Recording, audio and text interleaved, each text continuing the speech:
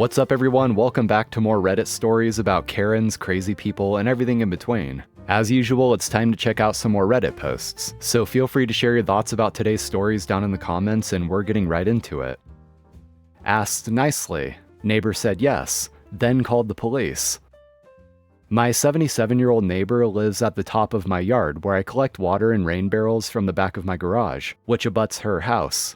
Her house has a rain spout that is right next to my barrels, so I asked her if I could install a diverter so I could collect her rainwater. I managed to ask at a good time and she agreed, but before she did, she asked my other neighbor who I'm good with if it would, quote, destroy her foundation, allowing me to siphon that rainwater into my barrels, which are downhill from her house. The garage doesn't collect the water as fast as a house would, and the water is being piped to the street. I use it to conserve water for my vegetable garden. I offered her vegetables in exchange for use of this water. Her house was built in 1949 by a woman who smoked 4 packs a day and lived to be 96. When she built that house, she split her lot and it was built before codes changed, so it's 3 feet away from the back of my brick garage and in places only 18 inches from the lot line. They filled about 12 feet of dirt to build up the lot on her side of the line, enough to build the house. For years before I bought the house, at least 13, this narrow channel had been buried up to the garage's roof. The neighbor's house French drain was in there and had broken, terracotta, and was leaking all of the water from the neighbor's roof into the garage's back brick wall. The bricks had no mortar in them when I dug out all of that fill, and it took 3 years of handwork as a single person to do the work. No one would dig and she agreed to let me do it, and even offered to help pay for it, but never paid a dime for any of the work. And in the end, I just said to hell with it and fixed everything on my dollars so I could save my garage from water damage. I was tempted to install a tap to divert rainwater from the French drain I had personally repaired for her on my dime without her knowing at one point, but I kept myself honest. I repaired my garage wall, removed 42 tons of heavy clay by hand, fixed her downspout and French drain so it would no longer leak, and installed a double French drain in the area so that if it failed again it would fail over into a French drain with a secondary French drain fed by my garage's downspouts that drains out onto the road. I even had a special sign made that said, "Do not fill above this line, drains to road," so no one would ever fill in the space behind my garage again. So anyway, I asked her if I could have some of that rainwater on her side to help fill my rain barrels and she agreed. I spent more money acquiring the diverter and refactored the repairs I did on her side. I installed the diverter and needed a length of pipe to reach my rain barrel. So I went to the store and spent even more money buying pipe to extend the 4 feet into my barrel. Finally, I was so excited. I sat down to have a beer and there was a knock at the door. A cop was standing outside. He told me that someone had come down to the station and accused me of stealing utility water. He said my neighbor had told someone at the station who dispatched him to investigate that I had, quote, broken into her water pipe and stole her water supply. I took him to the downspout and showed him indeed it was not the case. I explained I had asked her first and she had agreed. While we were talking, she came home, red-faced, fuming with anger. Hey, officer, he's the one stealing from me. I've known her for 6 years. She never called the police on me before. But there had been some moments when she became irate over the digging and the repairing. She kept asking for more and more. First she offered to pay for it, then to split the costs. Finally she asked me to install a planter, and hinted she'd sue if I didn't use the right color pipe, and if I didn't install some sort of stairwell so that the electric meter could be read. I know she doesn't have anywhere near enough money to sue me. Oh, and her house ground anchor is on my property. Just on my side of the property line by about 12 inches. Plus the pole they had to install to service her house has a huge easement into my property, so they could put in a pole anchor cable.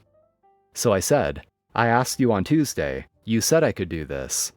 That's my property line, she said, pointing to the property line that my survey informed her surveyor of. I have to sell the house one day, she said. And I say, I told you I could disconnect it in that case. Anyway, I disconnected it, but left the diverter installed because I would have no part in touching her stupid house ever again.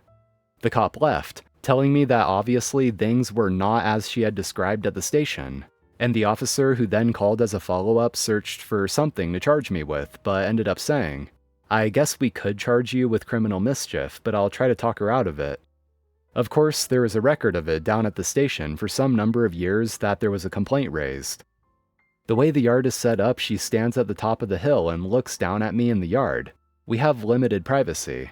She'd always come outside and say, "Saw you building that," or "I see you brought new chairs," or whatever bull.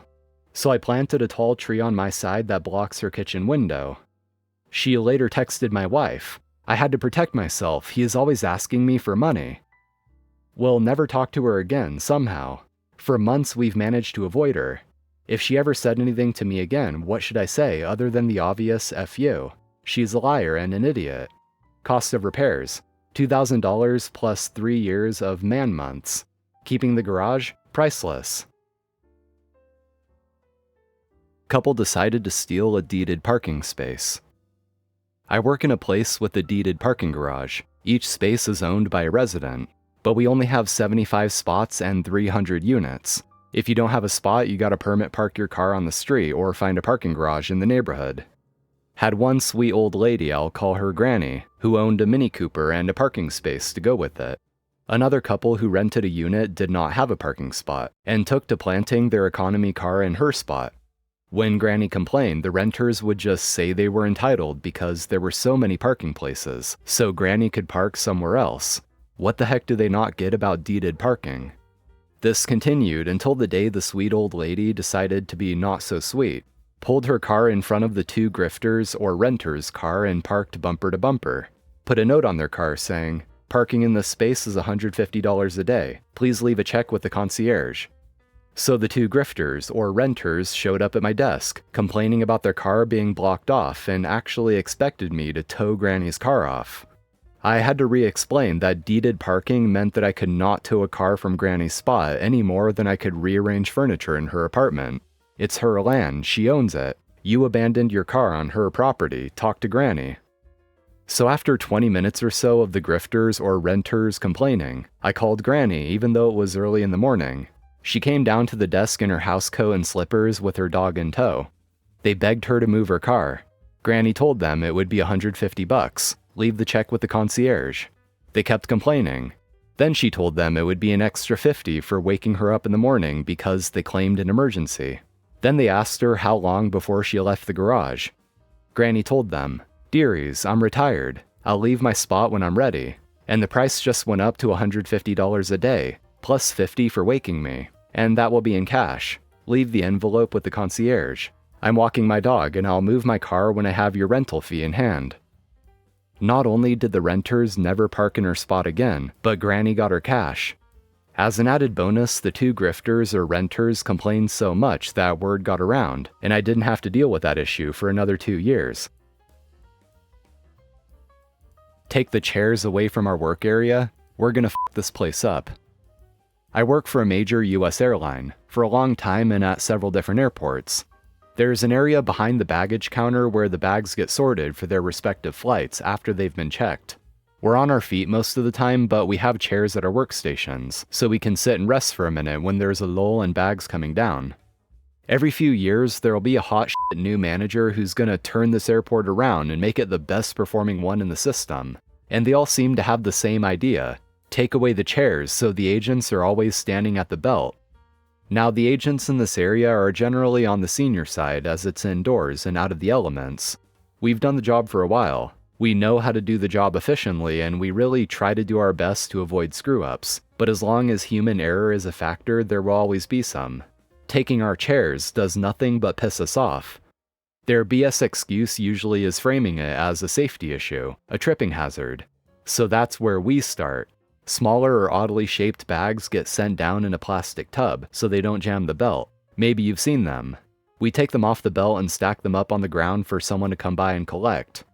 Not anymore. We let them pile up on the belt, making it a giant pain for the poor bastard collecting them. They're complaining constantly to the manager. We say, "Sorry boss, they're a tripping hazard on the ground." Next, we start following the rules. Our employee handbook lays out very clearly what the company's expectations for us and our job duties are. We're only expected to pull 1 bag per minute and take bags out no later than 20 minutes before the flight departs. Maybe you've guessed already, but those expectations are nowhere near enough to actually complete these tasks. So by the company's own rules, we were already going well beyond what was expected of us.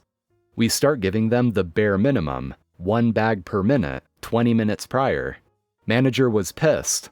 He and the supervisors were throwing bags, and us being unionized, we documented and grieved every single time it happened. And the company a few days later had to pay out several thousand to get agents for covered work. Delays across the board. 1,500 bags missed that day. The next morning, the chairs were back in their spots and we continued as normal. And afterwards, no one would give that manager the time of day. A lot of passengers got screwed over that day, but we were working exactly to the rules our company had given us, so you can blame the airline and not the agents. The handbook was changed after a while, but only extending it to 35 minutes prior, instead of 20. It's still 1 bag per minute last I looked. I was lucky enough to be a part of 3 of these events over the years, but this was the most satisfying. Entitled Grandma demands to be in the delivery room. Brings security when I say no. I, 26 female, just had my first baby. My mother-in-law is intense. She believes all family members should be in the delivery room. I only wanted my husband and my mom. That's it. No negotiations. Mother-in-law threw a fit when we told her. She said, "It's my grandchild. I have the right to be there." I reminded her it's my body. She cried to the rest of the family and told them I was being cruel and trying to cut her out. The day I went into labor, she actually showed up at the hospital with the hospital security officer, claiming I was confused and wanted her there. The nurse said, "Ma'am, if you don't leave voluntarily, we'll escort you out." She left, red-faced, and then called my husband 43 times while I was pushing. He put his phone on silent. We haven't seen her since, and honestly, it's been the most peaceful postpartum recovery I could have asked for. Alright guys, that's going to do it for today. Thank you for watching. As always, I do appreciate it. If you enjoyed, be sure to hit that like button, drop a comment down below, and subscribe if you haven't already. So take care, stay tuned for more, and I'll see you in the next one.